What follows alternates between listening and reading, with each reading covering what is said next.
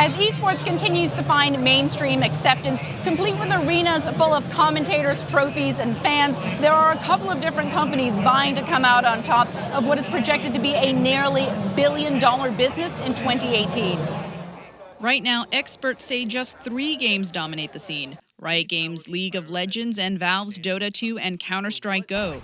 The trio made up over 60% of esports prize money in 2017 and accounted for tens of millions of hours of esports viewership on streaming platform Twitch. League of Legends maker Riot Games is owned by Tencent, which hosted an Arena of Valor showdown at the ESL Arena at E3 this year. The China-based company is a veritable heavyweight in the industry. But there are other publishers fighting for the spotlight, most notably Activision Blizzard, which runs the popular Overwatch League. Now in its first season, with 12 teams competing, ESPN sources say the league's revenue is about 4 times greater than expected, and Morgan Stanley analysts believe that a professional Call of Duty league could be next for the company in 2019.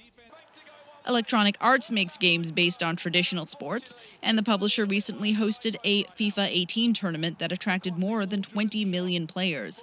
If you noticed more esports on TV in recent years, that's likely thanks to deals like the ones between EA and ESPN to air competitions based on EA's Madden and FIFA titles.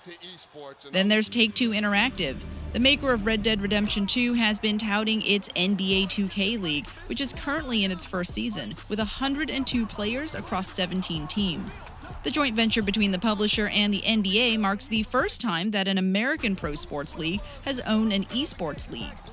The field of competitors is only getting larger. Both Nintendo and Fortnite maker Epic Games held competitions at E3. And there's a lot of money being spent in the way of advertising, media rights, franchising fees, and sponsorships. Now the big question is whether viewers will tune in to watch them all and where the profits lie for the major players. At the start of the year, Cowen analysts said they expected the Overwatch League to yield just pennies in per-share profit for Activision Blizzard.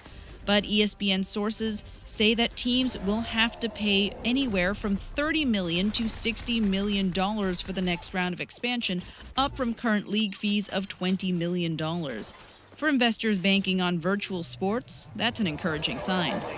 For Investors Business Daily, I'm Elaine Lowe.